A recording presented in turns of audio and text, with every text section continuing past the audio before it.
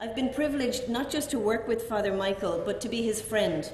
Over the last 10 years, to feel his wisdom and support in many, many ways, in many of the things that I've done personally and professionally. He's walked the journey of self-stigma with me over the past 5 years, gently supporting, encouraging, and guiding in a way that only Michael can. So it's truly, truly more than an honor for me. I'm also honored to be sharing this platform with Noreen Kaliba, because in fact she's the reason that I stand here today. I met Noreen when I worked in WHO in Geneva in 1994, where one of my jobs as a young person was to work directly with Noreen and produce the first ever TASO evaluation. Her unfailing passion and her personal commitment and her early influence on me was the reason I went to work on HIV 20 years ago. So she was and still is one of the biggest inspirations in my life. So it's, you can imagine, more than a double honor for me tonight. So I'm speaking from my own heart and my mind, and I want to thank all my wonderful friends affected by HIV in Ireland and particularly in Zimbabwe for continually educating me and showing me why this issue is really important.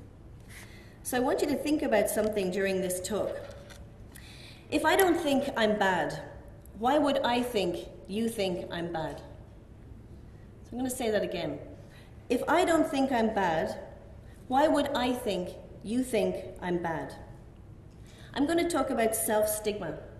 It's not new, it's not even innovative, but it's personal to every single one of us here this evening, as well as many of our friends living with HIV in Ireland and around the world. So I'd ask you all just to close your eyes for a second, and with your eyes closed, answer the following question. Have you ever had that thought, even once in your life, I'm not good enough? If you've ever had that thought, can you just raise your hands, please? So just look around the room and see what I see. I see a room full of self-stigma experts. Good to know. When you're believing this thought, can you touch in with how it makes you feel? I'm not good enough. Can you experience how it limits you, makes you feel small, separates you from those around you? Can you imagine how many things you believe you can't do when you're believing that you're not good enough? Can't make a presentation, can't get that job, can't study that subject, can't or are not worthy to seek healthcare. Can you see how you compare yourselves to others who in your mind are better than you? This is the power of self-stigma. This is the issue I'm going to speak to you about this evening, one of the most perplexing and elusive phenomena in HIV, in the whole HIV epidemic. So what is self-stigma? So self-stigma is self-disabling inner feelings of contamination, shame, self-rejection, and self-loathing experienced by people with HIV and those who fear they have HIV. Even when there is no objective reason to fear the rejection or discrimination, and even when there is good objective reason to believe they will receive external support. These are the words of Edwin Cameron, a well-known HIV-positive South African justice and activist. Remarkably, within the vast literature of the AIDS epidemic, relatively little attention is given to self-stigma, partly because it's so misunderstood, and partly because I believe we shy away from that. So I just want to, I want to bring you back, just before I continue on, I would like to bring you back to that idea of where you had your eyes closed, and you just had that thought, I'm not good enough. So if I can just ask you, please, to close your eyes again, and just experience what you were feeling. And I'm just reminding you of how you feel when you're actually believing you're not good enough, how it limits you, how it makes you small, how you feel like you might not talk to the person next to you, how you can't do things in your life, and how negative and heavy that feels.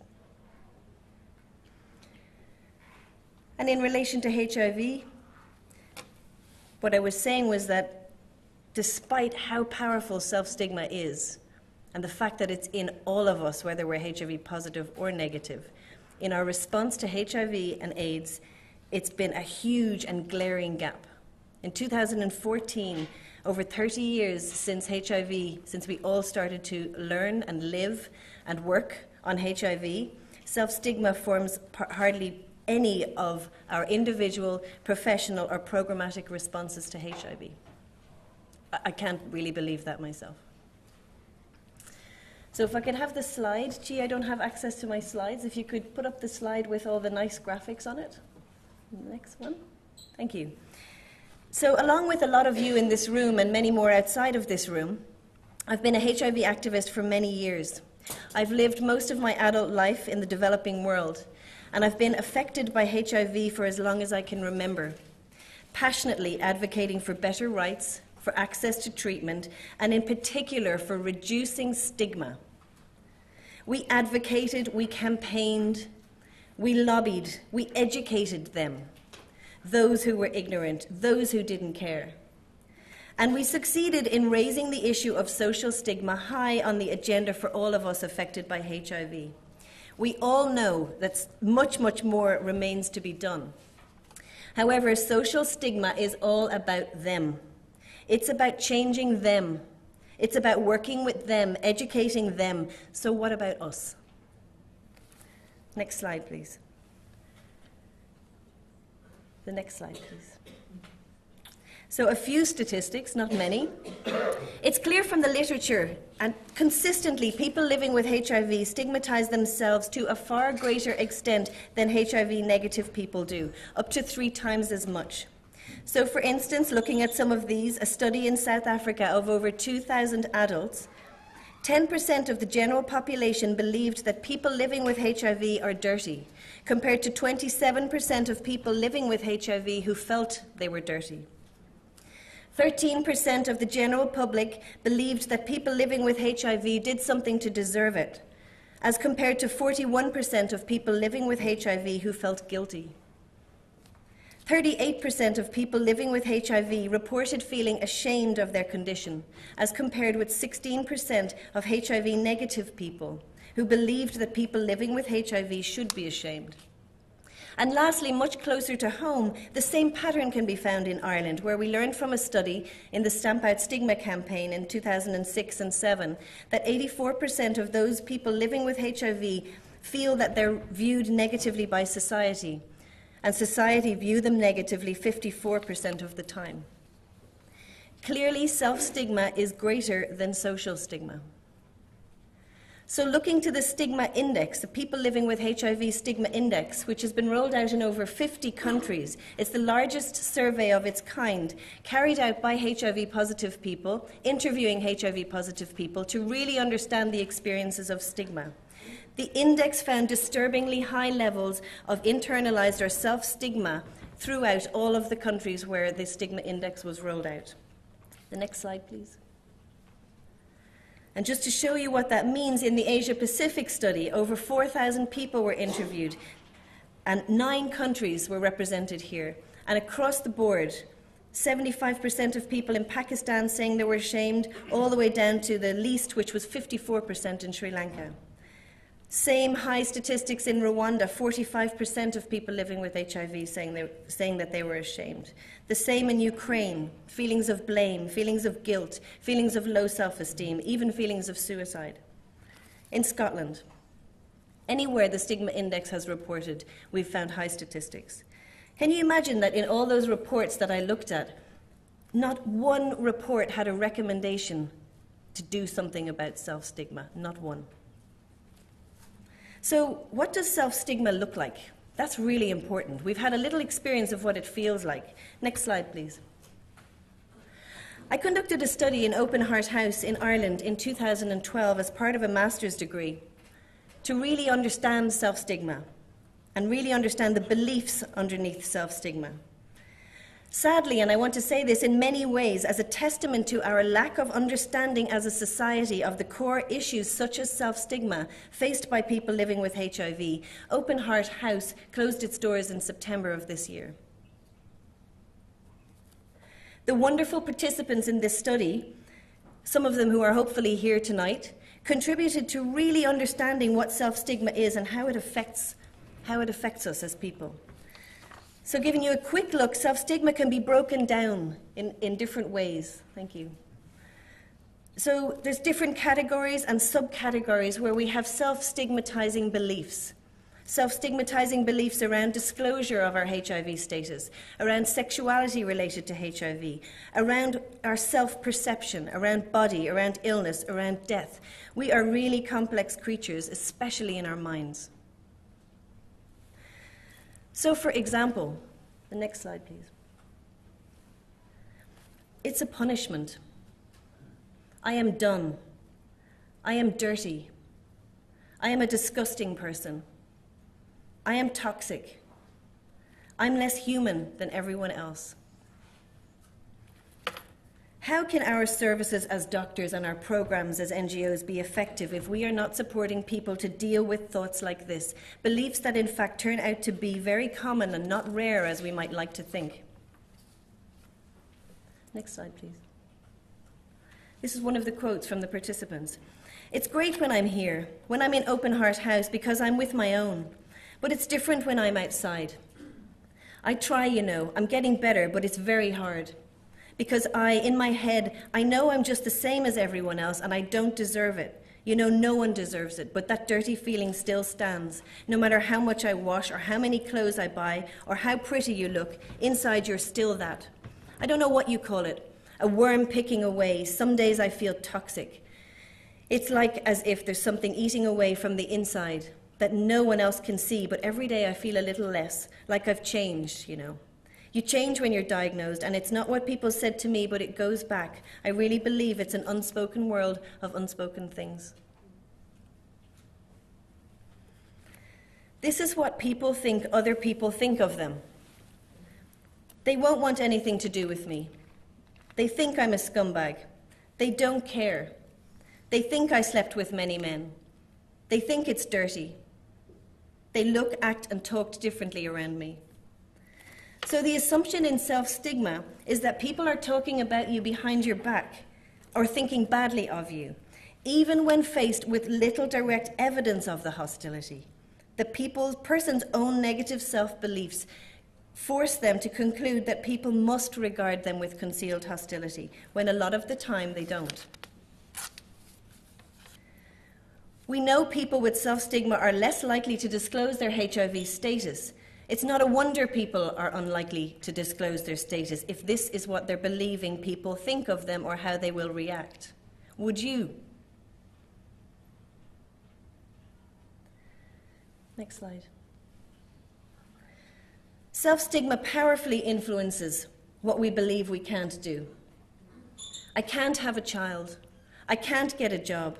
I can't find normal work in the places of my choice. I can't travel where I want. I can't share my personal items. These beliefs we can call restricted agency are consistent across many regions in the world, across many countries, from Ireland to Ukraine to Nigeria to Kenya to Zambia to Tanzania. It would seem that self-stigma is a human problem, not a cultural one. For years we have programmed as a HIV community to change behaviour. How on earth can a person's behaviour change if beliefs such as these remain the same? It's just not possible. So what can and should we do? Slide, please. More of the same is not going to work. It's beliefs we're talking about.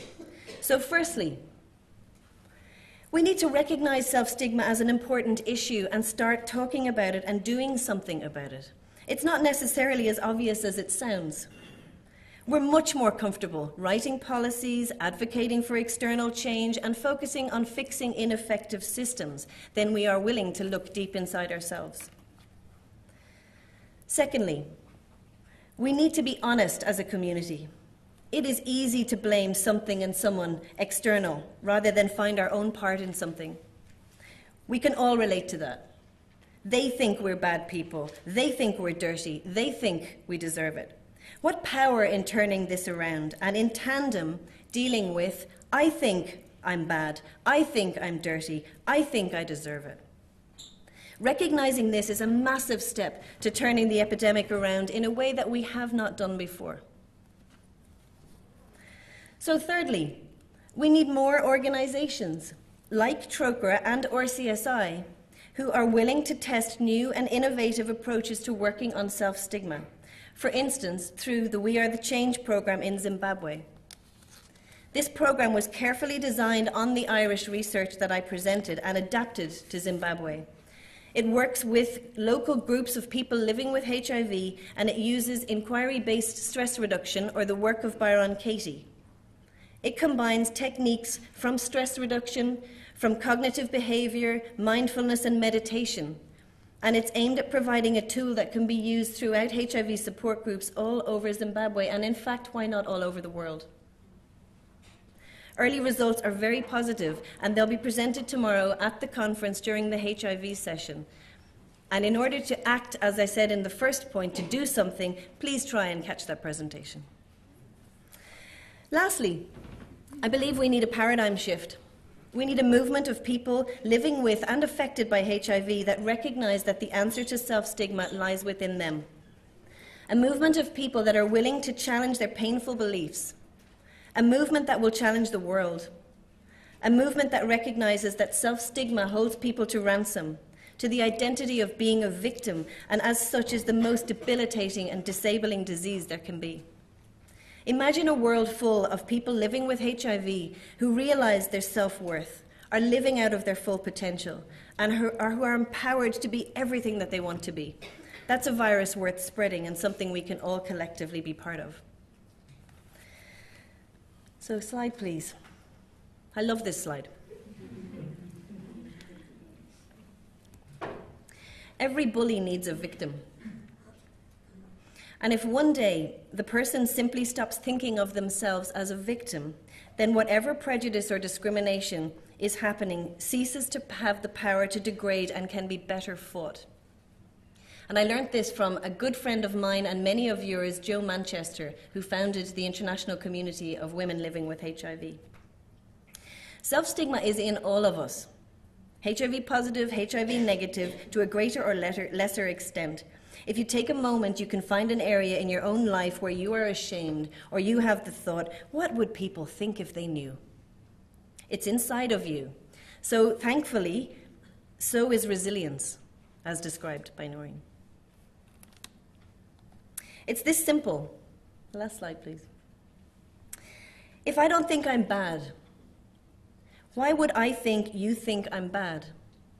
If I don't believe I'm bad, I won't be out there in the world thinking that you think I'm bad. I will project my own beliefs about myself, that I am good. Even if somehow I find out that you think, indeed, I'm bad, it just doesn't stick so well, because I don't believe it about me. So in that way, I also see that dealing with self-stigma can actually become one of the most effective strategies we will ever have for dealing with social stigma. I change, the world changes. It's not possible for the world not to change. The last slide, really last slide. Gandhi is supposed to have said, "Be the change you want to see in the world." But actually he said something better, something more precise and less prescriptive. He said, as a man changes his own nature, so does the attitude of the world change towards him.